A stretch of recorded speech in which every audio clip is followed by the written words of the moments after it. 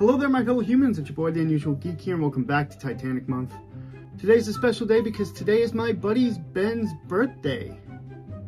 Ben is also really into Titanic, so I figured I'd make a very special Titanic Month video just for you, buddy.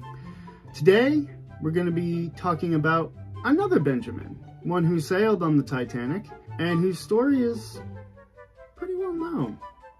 That brings us to today's segment, Passenger List.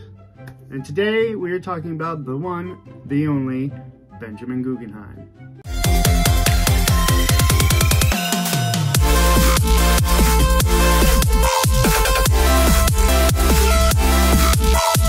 Now, full disclosure, I know a fair amount about Mr. Guggenheim, but not everything.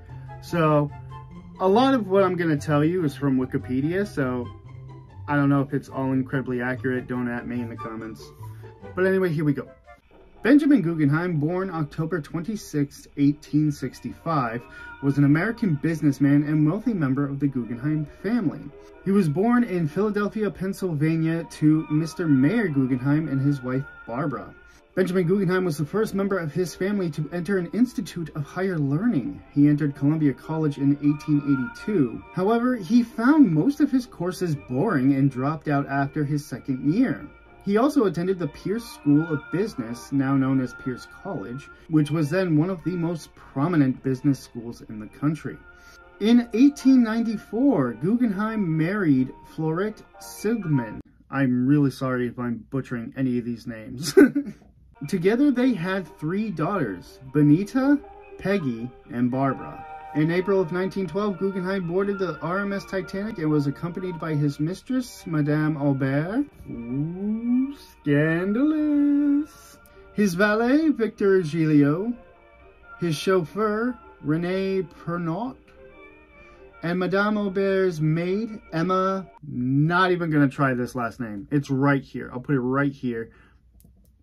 The 2 dots throw me off. I'm not even going to try it. So much of Mr. Guggenheim's voyage on the Titanic was very mundane, walking around, interacting with the other rich people. He was in first class and, you know, talking about business in the smoking room, you know, typical stuff. So let's just fast forward to the night of the sinking. Guggenheim and Giglio slept through the Titanic's encounter with the iceberg, only to be awakened just after midnight by Mrs. Aubert and her maid, who had felt the collision. Guggenheim was persuaded to awaken and dress, and bedroom steward James Etches helped fit him with a life belt and a heavy sweater before sending Guggenheim, Giglio, and the 2 women up to the boat deck. As Mrs. Aubert and her maid reluctantly entered lifeboat number 9, Guggenheim spoke to the maid in German saying, "We will soon see each other again. It's just a repair. Tomorrow the Titanic will go on again." Realizing that the situation was much more serious than he had implied and that he was not going to be rescued, he returned to his cabin with Giglio, and the 2 men changed into evening wear. Benjamin Guggenheim was famously heard to remark, "We've dressed up in our best and are prepared to go down like gentlemen." Etches, who survived the sinking, recorded Guggenheim's message, "If anything should happen to me, tell my wife in New York that I have done my best in doing my duty."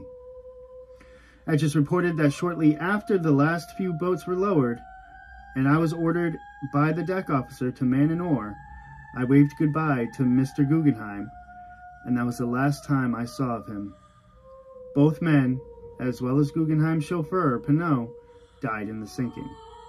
Their bodies, if recovered, were never identified.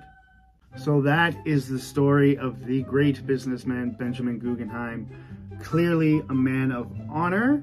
I mean, he was with his mistress, which is, you know, kind of scandalous, but the fact that he helped women and children into the boats, along with, you know, his mistress, Mrs. Aubert, and her maid, and was very, like, honorable about it. It's like, you know, calming them down, like, we'll see each other soon, knowing in his head, I'm not getting out of this. This is the end for me. Come on, Giglio, let's, you know, look, you know, if we're going down, we're gonna look mint. So that is the story of Benjamin Guggenheim. I hope you guys enjoyed it. And before I end this, I just want to extend another really great big happy birthday to my buddy Ben. I hope you enjoyed this video as much as I enjoyed making it. Guys, if you like what you saw, hit that like button. It really warms my heart when you do that. If you want to see more, click that subscribe button and ding that little bell next to it so you guys can get notifications whenever I upload a new video. I'm the Unusual Geek, and I will see you guys in the next one.